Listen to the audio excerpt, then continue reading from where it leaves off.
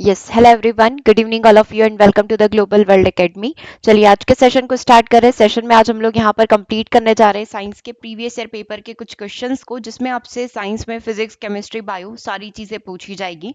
Okay, तो 10 session इससे पहले हम लोग यहाँ पर कंप्लीट कर चुके हैं। सेशन 11 आज हम लोग यहाँ पर कंप्लीट कर रहे हैं और एमपीएसबी में जिस भी तरीके से साइंस के क्वेश्चन पूछे जाते हैं वो सारे क्वेश्चन हम लोग इस सीरीज में कंप्लीट कर रहे हैं। ओके, सो स्टार्ट करते हैं आज के सेशन को।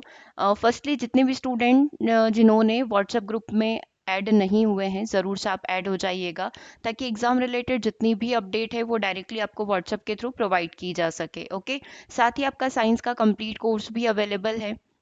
ठीक है, सो जितने भी स्टूडेंट साइंस कोर्स के अंदर इनरोल करना चाहते हैं, ज़रूर से आप ऐप पर आइएगा। ऐप का नाम है ग्लोबल वर्ल्ड एकेडमी। इसी चैनल के नेम से ऐप है, जिसे आप डायरेक्टली आ सकते हैं, ऐप पर लॉग इन कर सकते हैं। ठीक है, वीडियो के डिस्क्रिप्शन में लिंक भी रखी हुई है, वहीं से भी आप डायरेक्टली ऐप पर आ सकते हैं और जितने भी कोर्सेस है उनको आराम से विजिट करिएगा, डेमो क्लासेस देखिएगा। देन अगर आपको लग रहा है कि ये सफिशिएंट है, देन आप कोर्स को बाय कर सकते हैं। ओके, चलिए स्टार्ट करते हैं अपने पहले क्वेश्चन से। ठीक है, ये हम लोग एक पेपर कंप्लीट कर रहे हैं, इसमें 25 क्वेश्चन साइंस के पूछे जाते हैं। तो वन बाय वन करके हम लोग यहाँ पर 25 क्वेश्चन अपने कंप्लीट करेंगे। ठीक है, सबसे पहला क्वेश्चन देखना है, which of the following do not allow the sound wave to pass through it, यानी कि निम्नलिखित में से कौन सी ध्वनि तरंग को इसके माध्यम से गुजरने की अनुमति नहीं दी जाती है। सिंपल सा क्वेश्चन है, साउंड वेव कहाँ पर ट्रेवल नहीं कर सकती है? लिक्विड सॉलिड में, गैस सॉलिड में, सॉलिड गैस में या वैक्यूम में? तो साउंड वेव जो है कहाँ पर गति नहीं कर सकती है? वैक्यूम में गति नहीं कर सकती है।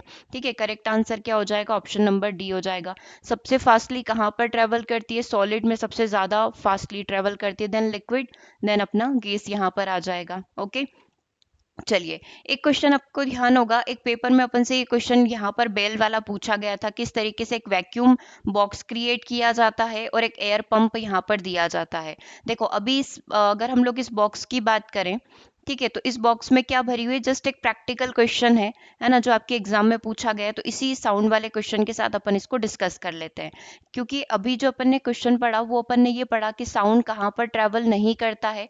वैक्यूम में, निर्वात में ट्रेवल नहीं करता है। ठीक है, तो अब इस बात को हमें अपने स्टूडेंट्स को प्रूफ करना होता है। क्लास में हम लोग अपने स्टूडेंट को प्रूफ करेंगे, तो कुछ इस तरीके का सेटअप करके हम लोग वैक्यूम क्रिएट कर सकते हैं।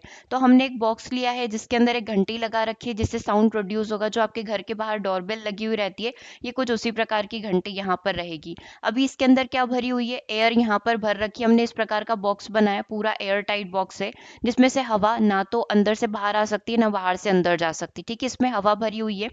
तो जैसे ये घंटी, हमने घंटी का बटन दबाया, इसका सेटअप बाहर की साइड रहेगा। जैसे हमने घंटी का बटन दबाया, हमको इसकी आवाज सुनाई देगी। जैसे ही इस बॉक्स के अंदर साउंड प्रोड्यूस होगा, हम लोगों को बाहर की साइड सुनाई देगा, क्योंकि जो हमारी ध्वनि है वो गति कर सकती है किसमें? वायु में वो गति कर सकती है। ठीक है, तो air present in glass jar, अगर इस ग्लास जार के अंदर एयर प्रेजेंट है तो sound of bell is heard, मतलब आपको इस ध्वनि का साउंड यहाँ पर सुनाई देगा। सीधी सिंपल सी बात है। लेकिन हम लोग क्या कर रहे हैं, हम लोगों ने यदि यहाँ पर एक एयर पंप लगा रखा है, ठीक है, वैक्यूम पंप यहाँ पर लगा रखा है, जो क्या कर रहा है, इसकी जितनी भी एयर है उसको क्या कर रहा है, बाहर की साइड खींच रहा है, बाहर की साइड फेंक रहा है।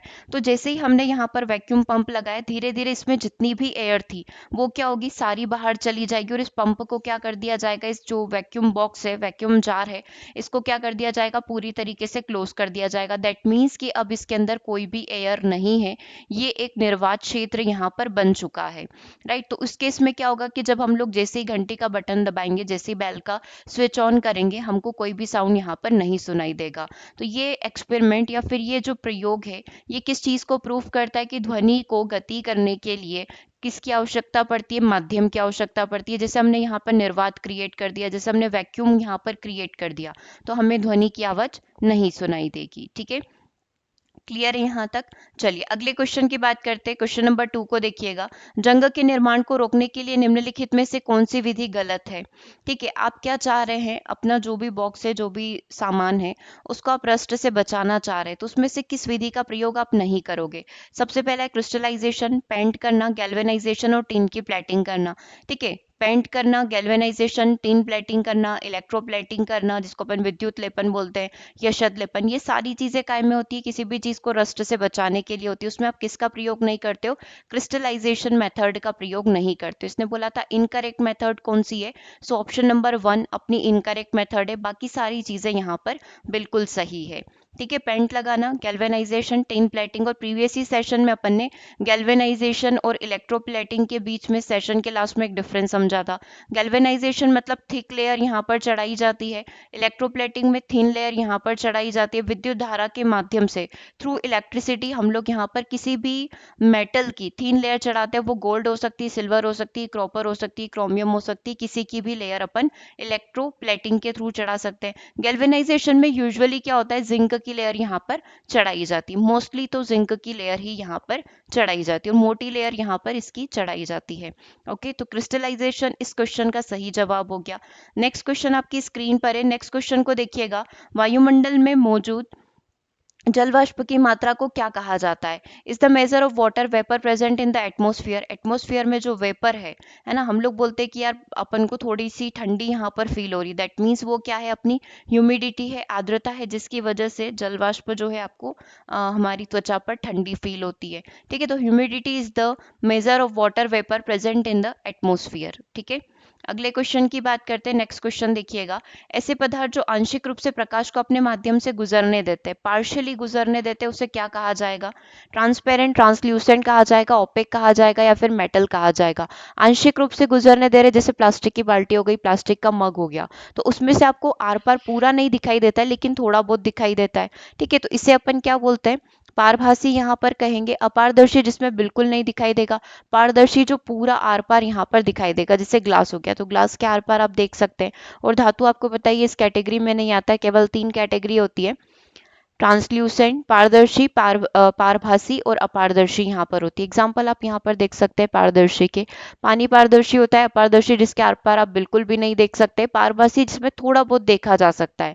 प्लास्टिक की शीट हो गई, ट्रेसिंग पेपर हो गया, बटर पेपर हो गया, वैक्स पेपर हो गया, ग्राउंड ग्लास हो गया, चिकना कागज हो गया, धुंधला कागज हो गया, तेलीय कागज यहाँ पर हो गया, घर्षित कांच यहाँ पर हो गया, जिसके डायरेक्टली आर पार नहीं देखा जा सकता है। ओके, चलिए अगला क्वेश्चन देखिएगा, इसका आंसर करिएगा, इसका आंसर यहाँ पर क्या होगा?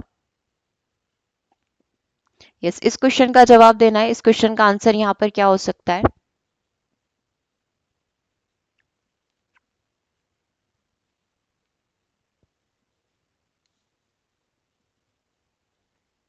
एक लाल लिटमस नीला हो जाता है जब के साथ अभिक्रिया करवाई जाती है, मतलब हमारे पास एक लाल लिटमस पेपर है, हम लोगों को इसको क्या करना है, नीला करना है, तो अपनी ट्रिक लगा लो।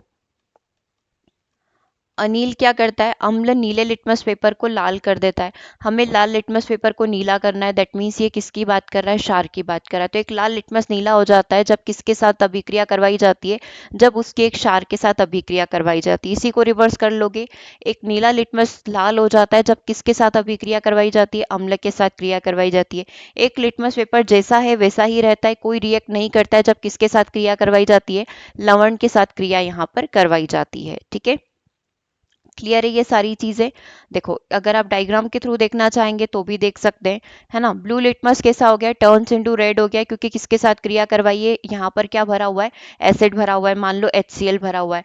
Red litmus paper turn blue हो गया, क्योंकि ये कैसी प्रवृत्ति का था, NaOH यहाँ पर हो सकता है, क्योंकि ये कैसे प्रवृत्ति का था, क्षारीय प्रवृत्ति का था, जिसमें लेड लिटमस पेपर कैसा हो गया, अपना नीला हो गया। ओके, चलिए अगले क्वेश्चन की बात करते हैं। एक वाहन द्वारा तय की गई दूरी को मापने के लिए उपकरण का नाम बताइए। एक वाहन द्वारा तय की गई दूरी, यानी कि अगर डिस्टेंस को मेजर करना है तो आप किसका प्रयोग करोगे, ऑडोमीटर का, और स्पीड को मेजर करना है तो आप किसका प्रयोग करोगे, स्पीडोमीटर का प्रयोग करोगे। ठीक है, क्लियर है यहाँ तक? चलिए, तो इसका जवाब क्या हो गया, अपना ऑडोमीटर हो गया। चलिए इस क्वेश्चन को देखिएगा, केमिस्ट्री का क्वेश्चन है।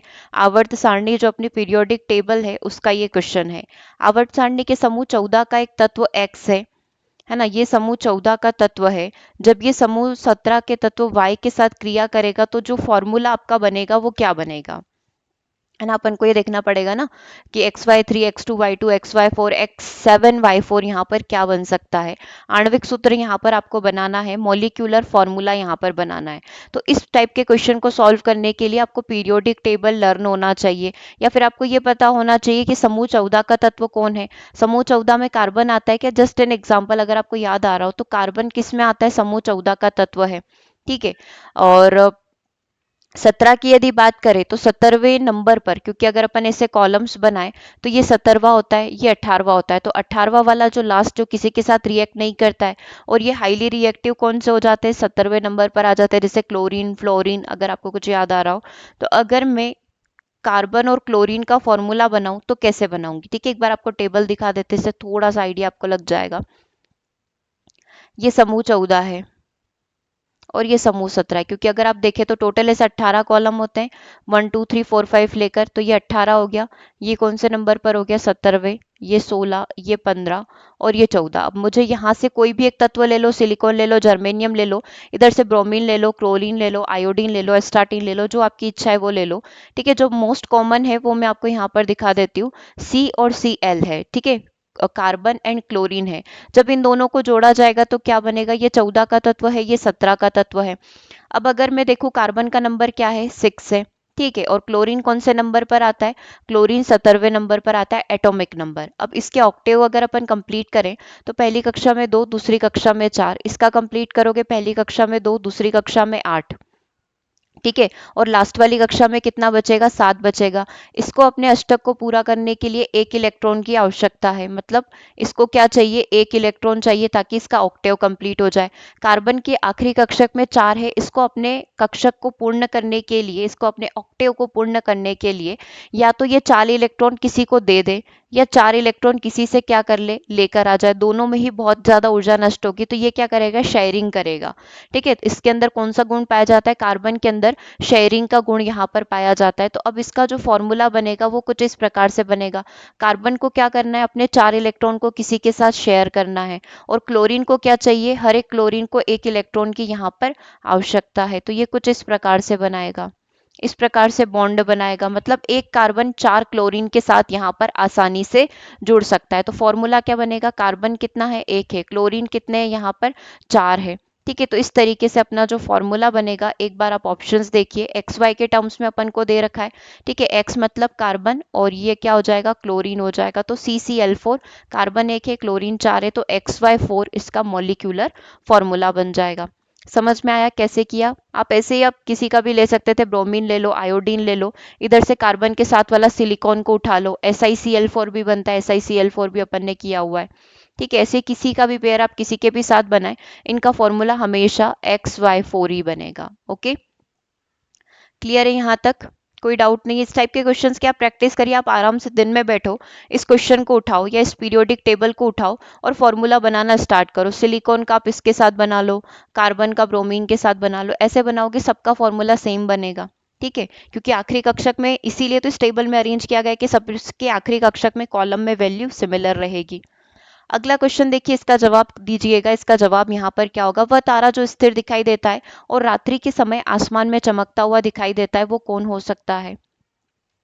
तारा स्थिर है और रात्रि के समय आसमान में चमकता है, जो हमें डायरेक्शन सेंस देता है, जो हमें दिशा का ज्ञान देता है। कौन देता है? पोलर स्टार, ध्रुव तारा यहाँ पर देता है। करेक्ट आंसर क्या हो जाएगा? ऑप्शन नंबर डी हो जाएगा।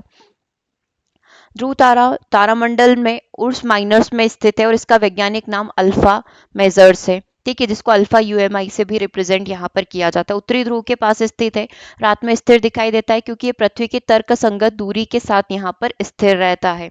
ओके, तो इसीलिए अपन जब भी देखते उत्तर दिशा में हमेशा एक आपको फिक्स चमकता हुआ तारा दिखाई देगा, जो सबसे अलग दिखेगा।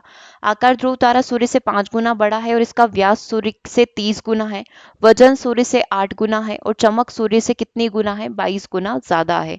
इसीलिए ये सबसे ज्यादा चमकता हुआ आपको शाइनिंग स्टार जिसको अपन बोलते हैं। और ध्रुव तारा पृथ्वी से लगभग 434 प्रकाश वर्ष की दूरी पर स्थित है। ओके, तो ये सारी डिटेल आप ध्यान रखना, किसके बारे में? पोलर स्टार के बारे में।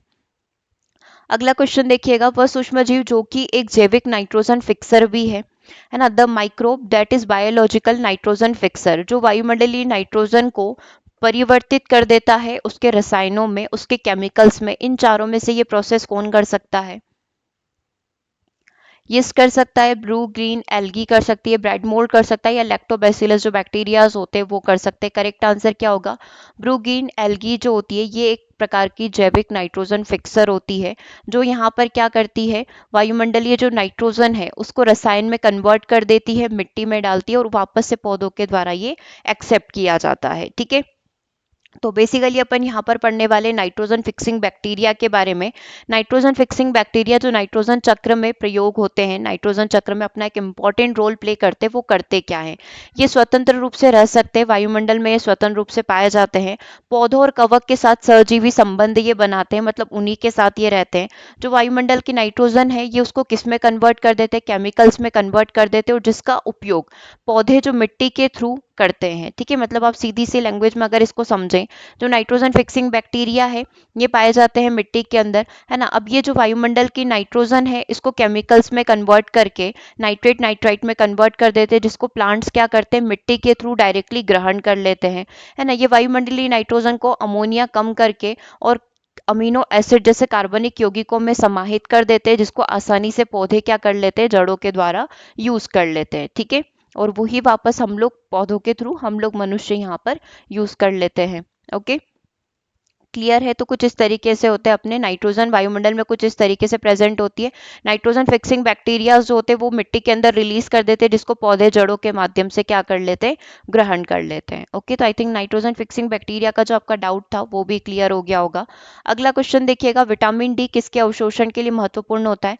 विटामिन डी के अवशोषण के लिए महत्वपूर्ण है, आपकी बार पूछा है कि विटामिन डी के अवशोषण के लिए महत्वपूर्ण है मैग्नीशियम, फास्फोरस, कैल्शियम या फिर आयरन। आपका शरीर विटामिन डी का अवशोषण करना चाहता है, तो हमारे शरीर में किस तत्व की मात्रा होनी चाहिए? कैल्शियम की मात्रा अधिक होनी चाहिए, तभी विटामिन डी का अवशोषण जो है अधिक हो पाएगा। ठीक है, चलिए अगर आप डिटेल देखना चाहते हैं तो ये आप डिटेल देख सकते हैं, इसमें सारी चीजें मेंशन है, सारे प्रकार के विटामिन, उनके केमिकल नेम, जैसे ए का रासायनिक नाम रेटिनोल है, बी1 का थाइमिन है, बी2 राइबोफ्लेमिन है। ठीक है, ऐसे ही सबके नाम यहाँ पर लिखे हुए हैं, सी आप देख सकते हैं, डी आप देख सकते हैं। ठीक है, एक बार से आप ये देख लीजिए। टोकोफेरोल, कैल्सीफेरोल भी बोला जाता है, एर्गो कैल्सीफेरोल या कैल्सीफेरोल आप इसको बोल सकते हैं। टोकोफेरोल हो गया, है ना। ये सारे नाम आप यहाँ पर देख सकते हैं। उसके बाद इनकी कमी से कौन कौन से रोग होते हैं वो सारी चीजें यहाँ पर दे रखी है, एक बार फटाफट से स्किमिंग कर लो, देन अपन नेक्स्ट क्वेश्चन के ऊपर मूव करेंगे।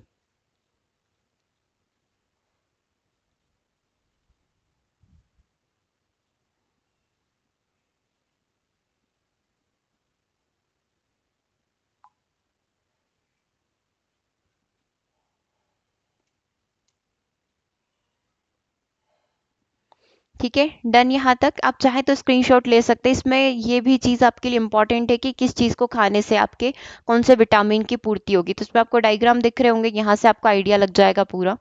चलिए अगले क्वेश्चन पर चलते हैं। क्वेश्चन नंबर 11 को देखिए, वह जीव जो अपना भोजन स्वयं तैयार करते हैं उन्हें क्या कहा जाता है? अपना भोजन स्वयं तैयार करने वाले ऑटोट्रॉपिक होते हैं। ठीक है, स्वपोषक जिन्हें कहा जाता है। ठीक है, और हेट्रोट्रॉपिक जो दूसरे जीवों पर यहाँ पर आश्रित रहते हैं। ठीक है, चलिए अगले क्वेश्चन की बात करते हैं। नेक्स्ट क्वेश्चन नंबर 12 को देखिएगा, निम्नलिखित में से कौन थायराइड ग्रंथि के सामान्य कार्य के लिए आवश्यक है? यदि थायराइड ग्रंथि अच्छे से कार्य कर पाए, इसके लिए आवश्यक तत्व यहाँ पर क्या हो सकता है? आयोडीन होगा, है ना। करेक्ट आंसर क्या हो जाएगा अपना? Iodine, option number C. ठीक है, क्लियर है यहाँ तक? और आयोडीन के दो समस्थानिक भी होते हैं, एक आयोडीन 126 होता है, आयोडीन 131 होता है, जो कि कैंसर के उपचार में प्रयोग किया जाता है। अगला क्वेश्चन नंबर 13 देखिएगा, एक खोखले गोले को दो बराबर भागों में काटा गया है। एक अपना बोल सकते हैं स्फीयर है। ठीक है, इसको दो बराबर भागों में यहाँ पर काटा गया है। यदि आंतरिक सतह अत्यधिक चिकनी है, मतलब ये वाला जो इसका हिस्सा है ये अत्यधिक चिकना है, इसका एक हिस्सा आप उठा लो, अत्यधिक चिकना है मतलब बाहर वाली सतह को यहाँ पर कोटिंग कर रखी होगी। ठीक है, तो बाहरी सतह, आंतरिक सतह यदि अत्यधिक चिकनी है तो यह किस रूप में कार्य करेगी? अवतल लेंस में, अवतल दर्पण में, उत्तल दर्पण में, या फिर समतल दर्पण के रूप में यह कार्य करेगी? आप सोचिए क्या आंसर यहाँ पर इसका होना चाहिए।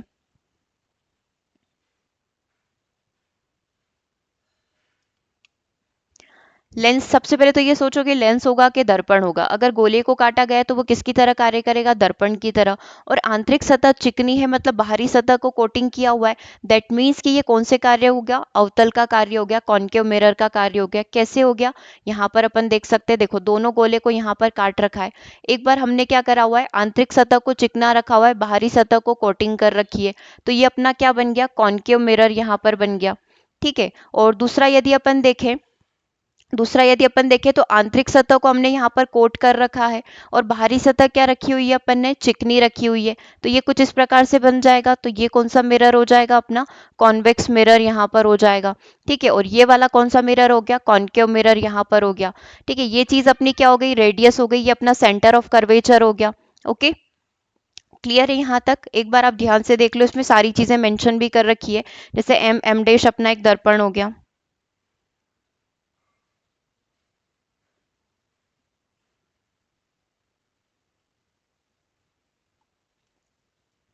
डन, यहाँ तक कोई दिक्कत नहीं है। आगे बढ़े अगले क्वेश्चन के ऊपर। खोखले गोले को दो बराबर भागों में काटा गया। आंतरिक सतह चिकनी है तो कॉनकेव हो जाएगा। और अगर सेम अपोजिट इसका पूछ ले कि आंतरिक सतह कोटेड है, दैट मीन्स कॉन्वेक्स मिरर की बात हो जाएगी। नेक्स्ट क्वेश्चन नंबर 14 को देखिएगा। क्वेश्चन नंबर 14, पौधों में क्लोरोफिल के संश्लेषण के लिए किस चीज की आवश्यकता पड़ती है। पौधों में अगर क्लोरोफिल का संश्लेषण करना है तो उसके लिए आपको बोरॉन, आयोडीन, मैग्नीशियम या सोडियम होना चाहिए आपके प्लांट्स में। क्या होना चाहिए, मैग्नीशियम होना चाहिए। करेक्ट आंसर क्या हो जाएगा, ऑप्शन नंबर सी। ठीक है। तो magnesium is essential for the synthesis of chlorophyll in plants. Question number 15 को देखना है। Acids reacts with metal and release the अम्ल धातुओं के साथ अभिक्रिया करते हैं और किस चीज को उत्पन्न करते हैं। एसिड किसके साथ रिएक्ट कर रहा है, मेटल के साथ रिएक्ट करेगा। कोई भी एक एसिड आप उठा लो, ठीक है, और उसको एक धातु के साथ क्रिया करवा लो। एसिड में आप कोई भी HCl, जो चीज़ आपको सही लग रही है, H2SO4, कोई भी एक चीज़ ले लो, उसके किसी भी मेटल के साथ, जिंक के साथ, आयरन के साथ, किसी के साथ क्रिया करवा लो, और देखो कि रिएक्शन में क्या बन रहा है। हाइड्रोजन, CO, CO2 या फिर ऑक्सीजन बनेगा। क्या आंसर होना चाहिए इसका। अम्ल धातुओं के साथ अभिक्रिया करते हैं और किस चीज को उत्पन्न करते हैं, हाइड्रोजन गैस को यहाँ पर उत्पन्न करते हैं। कैसे करते हैं, एक इक्वेशन के थ्रू समझ लो। जैसे कि अपन ने ले लिया कैल्शियम। कैल्शियम सॉलिड फॉर्म में धातु है, ये HCl है, एसिड है। जब एक मेटल की एक एसिड के साथ क्रिया करवाई जाएगी तो कौन सी गैस यहाँ पर रिलीज होगी, हाइड्रोजन गैस यहाँ पर रिलीज हो जाएगी। ठीक है, क्लियर है यहाँ तक। दूसरा आप एल्यूमिनियम का भी देख सकते हो, SnHNO3 आप यहाँ पर देख लीजिए। ठीक है, इसको जब अपन रिएक्ट करवाएंगे तो भी क्या रिलीज हो जाएगी, हाइड्रोजन गैस यहाँ पर रिलीज हो जाएगी। ओके, चलिए अब ये पेपर अपना यहाँ पर कंप्लीट होता है। इस पेपर में 15 क्वेश्चन साइंस के थे, ये अपन ने कंप्लीट कर लिए। एक बार आप यहाँ तक का स्कोर शेयर कर दो, फिर अपन आगे के क्वेश्चंस को कंप्लीट करते हैं। 15 क्वेश्चन थे, क्या स्कोर रहा है 15 क्वेश्चन का। देन अपन आगे के क्वेश्चंस को स्टार्ट करते हैं। फर्स्ट क्वेश्चन आपकी स्क्रीन पर, एक बार इसको देखो और आंसर करो। इसका आंसर क्या होगा यहाँ पर।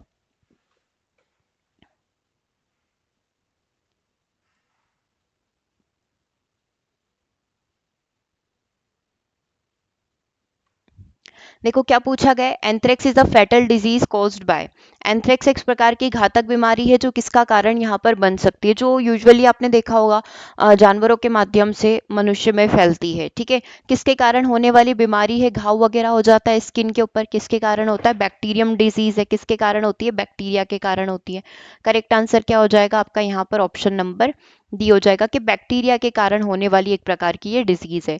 आप देख सकते हैं कुछ इस प्रकार से घाव हो जाते हैं स्किन पर, है ना, यूजुअली फिंगर्स पर, और इस पर ज्यादा देखने को मिलते हैं। एंथ्रेक्स एक प्रकार का गंभीर संक्रामक रोग है जो बैसिलस एंथ्रेसिस बैक्टीरिया की वजह से होता है, और इस बैक्टीरिया का नाम आपको ध्यान रखना है, बैसिलस एंथ्रेसिस। ठीक है, जो दुनिया भर की मिट्टी में प्राकृतिक रूप से पाया जाता है। ये बैक्टीरिया मिट्टी में यूजुअली होता है। मनुष्य और जानवर एंथ्रेक्स से बीमार हो सकते हैं, लेकिन ये एक व्यक्ति से दूसरे व्यक्ति में फैलने वाली बीमारी नहीं है। मतलब कि ये एक प्रकार की असंक्रामक बीमारी में कंसीडर किया जाता है। ओके, पहली चीज आपको क्लियर होगी। सबसे पहले तो बैक्टीरिया का नाम, कौन सा बैक्टीरिया, बैसिलस एंथ्रेसिस। मिट्टी में नॉर्मली प्राकृतिक रूप से पाया जाता है। मनुष्य और जानवरों में एंथ्रेक्स बीमारी होना सामान्य बात है, जानवरों में भी ये होती है, लेकिन एक प्रकार की संक्रामक नहीं है। जब बीजाणु निम्नलिखित के माध्यम से शरीर में प्रवेश कर जाते हैं तो लोग एंथ्रेक्स से संक्रमित हो जाते हैं। मतलब कैसे पता चलेगा कि व्यक्ति को एंथ्रेक्स बीमारी हो सकती है, किस माध्यम से हो सकती है ना। बीजाणुओं में सांस लेना, जहां पर ये है, अगर आप वहां पर सांस ले रहे हैं तो इनहेलेशन, सांस के थ्रू ये आपकी बॉडी में ये जो एंथ्रेक्स के बैक्टीरिया हैं ये क्या कर जाएंगे, प्रवेश कर जाएंगे। बीजाणु से दूषित भोजन करना या पानी पीना, अगर वहां पर बैक्टीरिया है, अगर वो ही दूषित भोजन आपने कर लिया है या वही दूषित पानी जहां पर ये बैक्टीरिया अवेलेबल थे वहीं पर पानी आपने पी लिया है, तो ये भोजन और पानी के थ्रू आपके शरीर में प्रवेश कर जाएंगे, इंजेक्ट हो जाएंगे। त्वचा के कटने या छिलने पर, जैसे आपकी त्वचा कट गई है, हल्का सा कट यहाँ पर लग गया है, तो वो डायरेक्टली बैक्टीरिया क्या करेंगे, आपके बॉडी के अंदर प्रवेश कर जाएंगे। ओके, तो इस तरीके से एंथ्रेक्स बीमारी जानवरों और मनुष्यों में हो सकती है। तो अपन बोलते हैं ना कि कटा फटा जहां पर भी वो स्किन कट गई हो, खून आ रहा हो, तो उसको कवर करके रखें। मच्छर मक्खी कोई भी डायरेक्टली उसके कांटेक्ट में नहीं आना चाहिए, ठीक है, नहीं तो इन्फेक्शन का खतरा बढ़ जाता है। ओके, तो अभी फिलहाल क्वेश्चन ये था कि एंथ्रेक्स एक फैटल डिजीज है कॉज्ड बाय बैक्टीरियम डिजीज, ये बैक्टीरिया की वजह से होता है, एंड बेसिलस एंथ्रेसिस बैक्टीरिया की वजह से। ओके, चलिए क्वेश्चन नंबर 2 आपकी स्क्रीन पर है। क्वेश्चन नंबर 2 का जवाब दीजिएगा। सिंपल सा क्वेश्चन है कि विद्युत सेल करता क्या है। क्या पूछा इसने कि विद्युत सेल क्या करता है। आप सभी को पता है विद्युत सेल में केमिकल एनर्जी होती है जो इलेक्ट्रिक एनर्जी में यहाँ पर कन्वर्ट हो जाती है। केमिकल एनर्जी को इलेक्ट्रिकल एनर्जी में कन्वर्ट करने का कार्य किसके द्वारा किया जाता है, एक इलेक्ट्रिकल सेल के द्वारा किया जाता है। ओके, चलिए नेक्स्ट क्वेश्चन का आंसर करना। क्वेश्चन नंबर 3 आपकी स्क्रीन पर है। निम्नलिखित में से किसे एक फसल क्षेत्र में डाला जाना चाहिए जो कि बहुत ही ज्यादा क्षारकीय है।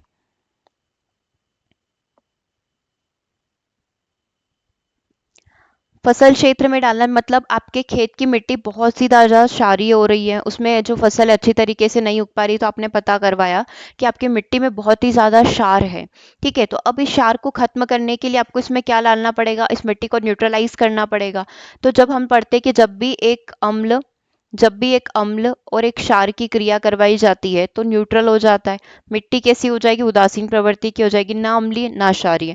दैट मीन्स कि मुझे कोई एक एसिडिक पदार्थ यहाँ पर डालना पड़ेगा। अब जितने भी ऑर्गेनिक मैटर्स होते हैं, जितने भी कार्बनिक पदार्थ होते हैं, क्योंकि यूजुअली आप खेतों की मिट्टी देखेंगे तो वो क्षारीय ही मिलती है, इसीलिए कंपोस्ट वगैरह डाला जाता है, खाद डाला जाता है, मैन्योर यहाँ पर डाले जाते हैं, उर्वरक डाले जाते हैं, ताकि मिट्टी को बैलेंस किया जा सके। उस मिट्टी का जो पीएच वैल्यू है उसको क्या किया जा सके, बैलेंस किया जा सके। तो आपको क्या डालना पड़ेगा, किसी भी प्रकार के कार्बनिक पदार्थ को आप यहाँ पर डाल सकते हैं। ठीक है, कार्बनिक पदार्थ जैसे कंपोस्ट हो गया, मैन्योर हो गया, ये एसिडिक होते हैं and can be used to treat basic soil. जो भी क्षारीय मिट्टी होती है उसको सही करने के लिए आप यहाँ पर कंपोस्ट और मैन्योर का प्रयोग कर सकते हो। ठीक है, जब कार्बनिक पदार्थ विघटित होते हैं तो ये कार्बनिक अम्ल को छोड़ता है। ये कार्बनिक पदार्थ जो आपने डाला है ये क्या होगा, मिट्टी में घुलेगा, मिट्टी में अपघटित होगा, तो ये कार्बनिक अम्ल छोड़ेगा जो मिट्टी के पीएच को क्या कर देगा। अभी मिट्टी का पीएच क्या होगा, 7 से ज्यादा होगा, 10 होगा, 11 होगा, तो ये पीएच वैल्यू को क्या कर देगा, धीरे धीरे डाउन कर देगा, जिससे ये अधिक अम्लीय हो जाता है।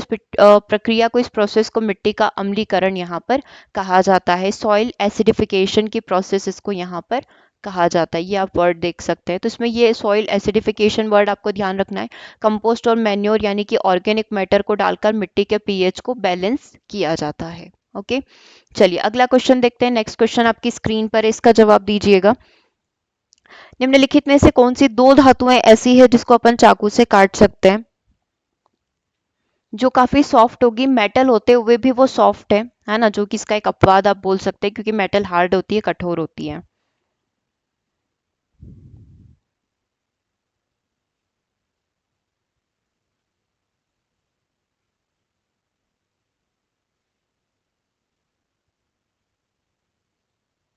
क्या आंसर होगा, सोडियम पोटेशियम कैल्शियम, क्या आंसर होना चाहिए, सोडियम मैग्नीशियम। सोडियम और पोटेशियम दोनों सॉफ्ट होती है, दोनों को चाकू से यहाँ पर काटा जा सकता है, तो एन एंड के सोडियम पोटेशियम अपना करेक्ट आंसर हो जाएगा। ठीक है, ना तो मैग्नीशियम है, कैल्शियम भी कठोर है। ठीक है, तो बाकी ऑप्शंस वैसे ही गलत हो जाएंगे। अगला क्वेश्चन देखिएगा, मानव नेत्र में लेंस एक वस्तु की छवि कहाँ पर बनाता है। मानव नेत्र में जो इमेज बनती है वो कहाँ पर बनती है, रेटिना पर बनती है। ठीक है, उल्टी बनती है लेकिन वो ब्रेन में जाकर सीधी उसको समझता है। ठीक है, ये कुछ इस तरीके से ह्यूमन आई एनाटॉमी है, इसमें आप सारे नाम यहाँ पर देख सकते हैं। यहाँ पर अपना प्रतिबिंब बनता है। ठीक है, यहाँ पर प्रतिबिंब बनेगा। ये प्यूपिल है, कॉर्निया है, ये अपना आइरिस हो गया, ये लेंस यहाँ पर हो गया। इसी की वजह से अपना दूरदृष्टि निकट दृष्टि दोष होता है। ये यहाँ पर सिलियरी मसल्स होती है जो इसको क्या करती है, स्ट्रेच करती है और वापस से उसको कॉन्ट्रैक्ट डिस्ट्रैक्ट वाला जो अपन ने देखा था, है ना, कि कॉन्ट्रैक्ट करना मतलब उसमें खिंचाव होना। वापस से कोई भी दूर से अगर कोई रोशनी आ रही है, ठीक है, तो अपन इमेज को बड़ी कर देते हैं, और बहुत पास से आ रही है तो अपन इसको क्या कर देते हैं, छोटा कर देते हैं। किसके थ्रू होता है, सिलियरी मसल्स के थ्रू होता है। ये सारी रेटिना की ब्लड वेसल्स हो गई। ओके, चलिए आगे बढ़ते हैं। आप चाहे तो इसका डायग्राम को ले लो, इस डायग्राम का स्क्रीनशॉट ले लो, है ना, क्योंकि इसमें आपको हर एक जगह का नाम पता होना चाहिए। तो सबसे पहले आप इसमें जो भी नंबरिंग कर रखी है वो सारे नाम खुद से सोचोगे और उसके बाद आप ये आंसर्स देखना। ठीक है, सारे नाम इस तरीके से आपको याद हो जाएंगे। ये बहुत अच्छी मेथड है नंबरिंग करके डायग्राम में जितनी भी चीजें हैं उनको याद करने की। ठीक है, चलिए क्वेश्चन नंबर 6 की तरफ चलते हैं। क्वेश्चन नंबर 6 को देखिएगा। जैसे ही चंद्रमा पृथ्वी के आसपास एक परिक्रमा पूरी करता है, यह किस चीज को पूर्ण कर रहा है? अब देखो, चंद्रमा क्या कर रहा है, मून क्या कर रहा है, पृथ्वी की परिक्रमा कर रहा है। और पृथ्वी किसकी कर रही है? सन की परिक्रमा कर रही है। अब अगर आप इस कंसेप्ट को देखें तो सन यहाँ पर फिक्स पोजीशन में, पृथ्वी परिक्रमा भी कर रही है और पृथ्वी भी अपनी धुरी पर घूम रही है। और सेम चीज यहाँ पर मून कर रहा है कि चंद्रमा पृथ्वी की भी परिक्रमा कर रहा है और खुद के अक्ष पर भी घूम रहा है। तो पृथ्वी की परिक्रमा जितने समय में पूरी करता है, जितना समय उसको पृथ्वी की परिक्रमा पूरी करने में लगता है, उतने समय में क्या वो अपने अक्ष पर घूम पाता है? क्या अपने अक्ष पर 15 घूर्णन कर लेगा? 29 घूर्णन मतलब अपनी ही जगह 29 बार घूम जाएगा, 15 बार घूम जाएगा, 2 बार घूम जाएगा, या फिर केवल एक बार घूम पाएगा? तो दोनों का सेम जवाब है। अपने अक्ष पर ये एक घूर्णन कर पाता है, मतलब जितने समय में ये पृथ्वी की परिक्रमा करता है उतने ही समय में ये क्या करता है? अपने एक रोटेशन को कंप्लीट कर लेता है। चूंकि चंद्रमा को पृथ्वी के चारों तरफ चक्कर लगाने में 27.322 दिन लगते हैं, है ना, और साथ ही अपने अक्ष पर चंद्रमा के घूमने की अवधि में लगभग 27.3 दिन यहाँ पर लगेंगे। ओके, तो इस प्रकार अपने अक्ष पर घूमने के लिए चंद्रमा का घूर्णन समय कक्षीय तल के साथ साथ उसकी परिक्रमा के साथ साथ भी आच्छादित हो जाता है। चंद्रमा अपनी धुरी पर एक चक्कर पूरा करता है और इतने ही समय में ये पृथ्वी की परिक्रमा कर लेता है। ठीक है, तो चंद्रमा हमेशा आपको पृथ्वी के साथ साथ चलता हुआ ही इसीलिए प्रतीत होता है। ठीक है, चंद्रमा पृथ्वी के चारों ओर एक अंडाकार कक्ष में घूमता है। जब चंद्रमा पृथ्वी के सबसे करीब होता है तो उसका घूमना सीधा हो जाता है, इसीलिए अतिरिक्त 8 डिग्री अंश पूर्व दिशा की ओर दिखाई देगा। और जब वो दूर रहेगा तब आपको पश्चिम दिशा की तरफ 8 डिग्री ये एक्स्ट्रा दिखाई देगा। ठीक है, क्लियर है? ये वाला क्वेश्चन समझ में आया? ये अपना ये यूनिवर्स चैप्टर से रिलेटेड है। इसने पूछा है जैसे ही चंद्रमा पृथ्वी के आसपास एक परिक्रमा पूरी करता है, जैसे ही चंद्रमा ने क्या करा, पृथ्वी की परिक्रमा पूरी कर ली, उतने ही समय में उसने अपना रोटेशन भी कंप्लीट कर लिया। मतलब वो अपनी धुरी पर भी घूम गया और उसने पृथ्वी की परिक्रमा भी सेम टाइम में कंप्लीट कर ली। ठीक है, इसीलिए चंद्रमा पृथ्वी के साथ साथ सेम जगह आपको दिखाई हुआ प्रतीत होगा, क्योंकि दोनों चीजें हो रही है उसमें। अगला देखिए, कुस्कुटा बिना पत्तियों का लंबे तार जैसा एक पौधा है, इसीलिए वह किस प्रकार का है? कुस्कुटा आपने देखा होगा, लंबे लंबे पीले पीले तार आपको पौधों पर दिखाई देते होंगे जब भी आप ऐसे एरिया में जहां पर बहुत घना जंगल है इस टाइप से दिखाई देता होगा। तो कुस्कुटा क्या है? दूसरे जिंदा पौधों पर ही आश्रित रहता है। जैसे अमरबेल होती है, सेम टू सेम यहाँ पर कुस्कुटा भी होता है। तो ये यहाँ पर क्या हो जाएगा? परजीवी हो जाएगा। ठीक है, क्योंकि ये क्या कर रहा है? दूसरे जीवों पर आश्रित है। ये देखा होगा आपने, कुछ इस प्रकार से इसकी ये चलती है। ठीक है, तो ये क्या हो गया? एक प्रकार से पैरासाइट्स हो गया, परजीवी हो गया। ओके, चलिए अगला क्वेश्चन देखिएगा। चूने का पानी जो है कार्बन डाइऑक्साइड गैस से गुजरने पर दूधिया हो जाता है, ऐसा किसके निर्माण के कारण होता है? चूने का पानी हो गया COH2, CO2 के साथ जब ये क्रिया करेगा तो क्या बनेगा जिसके कारण से इसका जो पानी है वो ब्लूइश हो जाएगा? क्या आंसर होगा? Calcium carbonate, oxalate carbonate, sodium carbonate, या फिर सोडियम हाइड्रोजन कार्बोनेट? यहाँ पर NHCO3 हो सकता है। करेक्ट आंसर क्या हो जाएगा? Calcium carbonate. कैसे होगा? आप ये इक्वेशन यहाँ पर देख सकते हैं। ठीक है, COH2 प्लस CO2, ये हाइड्रोक्साइड इसके साथ क्रिया करेगा, कैल्शियम कार्बोनेट बनेगा, ब्लूइश हो जाएगा और पानी यहाँ पर आपको मिल जाएगा।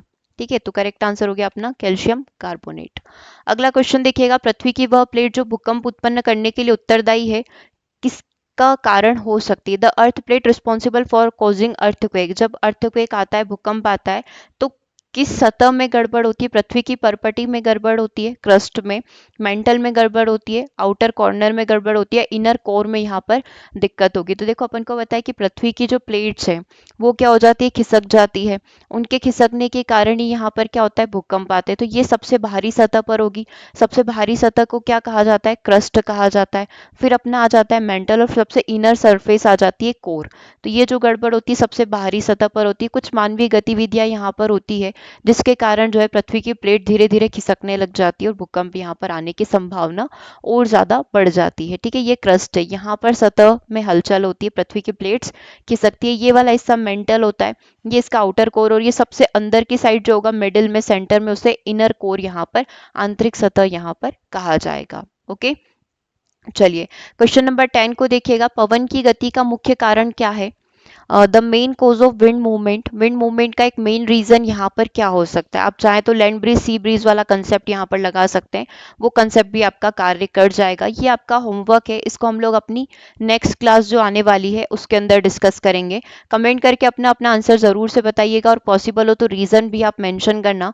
लोअर टेम्परेचर, अनइवन टेम्परेचर, पृथ्वी पर असमान तापन, या फिर हाई प्रेशर यहाँ पर हो सकता है। ओके, तो कल के सेशन में हम लोग इस क्वेश्चन को यहाँ पर डिस्कस करेंगे। पीडीएफ प्राप्त करने के लिए आप इस नंबर पर व्हाट्सअप कर सकते हैं। क्लास नंबर मेंशन कर देना कि इस क्लास का पीडीएफ आपको चाहिए, पीडीएफ मिल जाएगा। ओके, चलिए तो सेशन को ओवर करते हैं, मिलते हैं हम लोग अपनी अगली क्लास में। और साइंस कोर्स को जरूर से विजिट कर लीजिएगा, उसमें कई सारी डेमो क्लासेस है जिससे आपके टॉपिक भी प्रिपेयर हो जाएंगे और आपको आइडिया भी लग जाएगा कि जो लाइव क्लासेस होती है दिन में 2 बजे, वो किस तरीके से रहती है। ठीक है, चलिए तो मिलते हैं हम लोग अपने अगले सेशन में। Thanks for watching.